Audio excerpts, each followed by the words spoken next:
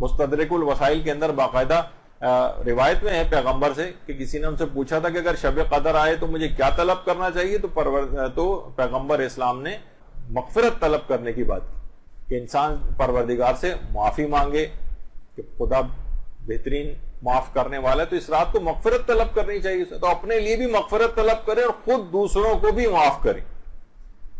خود دوسروں کو بھی معاف کرے۔ تو دیکھیں اس رات کو خاص طور پر نماز شب کو آپ کو فراموش نہیں کرنا،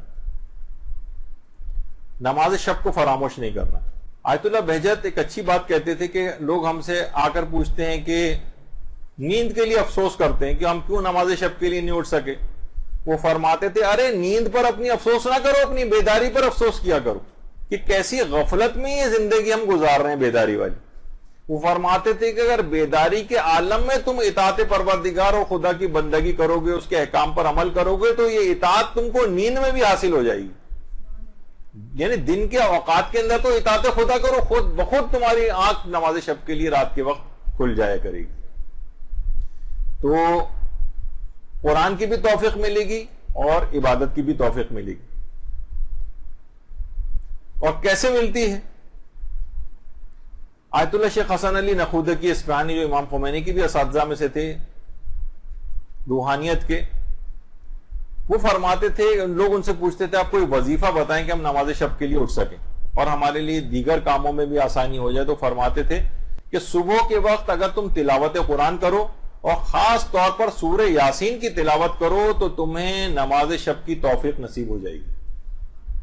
روزانہ اگر کوئی شخص سورہ یاسین اس لحاظ سے پڑھنا شروع کر دے یا تلاوت قرآن، اس رات کا دیکھیں ایک اور عمل ہے کہ پوری رات آپ کو جاگنا ہے نفس کے لیے، نفس کو پائمال، اصل میں جاگنے کا ایک فلسفہ یہ کہ انسان کا نفس پائمال ہوتا ہے، بدن کہہ رہا ہے کہ آرام کرو،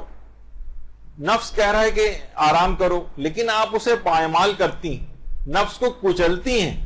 تو جب نفس کا اگر آپ کچلیں گی آج کی رات تو اس کا برکت پورے سال پر محیط ہو جائے گی، اور ایک آپ عام زندگی میں بھی اپنے نفس کو کچلیں گے احکامات پروردگار کے لیے گناہوں کے سلسلے میں۔ یہی وجہ ہے کہ پروردگار عالم نے حضرت موسیٰ کو جو وحی کی تھی اس میں یہ بھی تھا کہ اے موسیٰ جھوٹا ہے وہ شخص جو اس بات کو خیال کرے کہ مجھ سے محبت کرتا ہے اور جب رات چھا جائے تو مجھ سے گفتگو نہ کرے اور راز و نیاز کے بجائے سوتا رہے۔ کچھ عام دنوں کے اندر بھی اس رات کا پیغام یہ ہے کہ کچھ وقت عبادت کے لیے رات میں نکالا جائے، خواہ نماز شب کے لیے یا دیگر نمازوں کے لیے۔ ائمہ کی سیرت بھی یہی تھی۔ تو اس رات کو اس وجہ سے آپ کو نماز شب کے پابند ہونے کا بھی عہد کرنا ہے، اگر شب قدر میں خود کو تبدیل کرنا ہے، اور کوشش یہ کریں کہ پوری رات باوضو رہیں۔ یہ عام زندگی کے لحاظ سے بھی ایک پیغام ہے۔ دیکھیے بہت معنویات ہمیں احساس نہیں ہوتا بعض اوقات، لیکن علماء پہچان لیتے ہیں۔ آقا باقر وحید بہبہانی 98 سال کی عمر میں تقریباً انہوں نے انتقال کیا تھا، بہت ضعیف ہو گئے تھے، گھر میں شرح العلماء کا درس دیتے تھے طالب علموں کو۔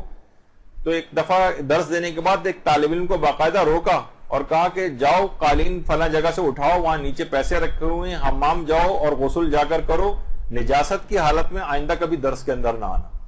وہ پہچان جاتے تھے کہ معنویات متاثر ہوتی، انسان اگر بغیر وضو کے رہے یا بغیر غسل کے رہے تو اس کی روحانیت میں کمی واقع ہو جاتی۔ شب قدر میں جس قدر زیادہ ممکن ہو 3 4 5 دفعہ وضو کرنا پڑ جائے گا، لیکن وضو کر کے پوری رات کوشش کریں کہ تاکہ معنویات آپ کی رہیں، آپ کی روحانیت قوی رہے۔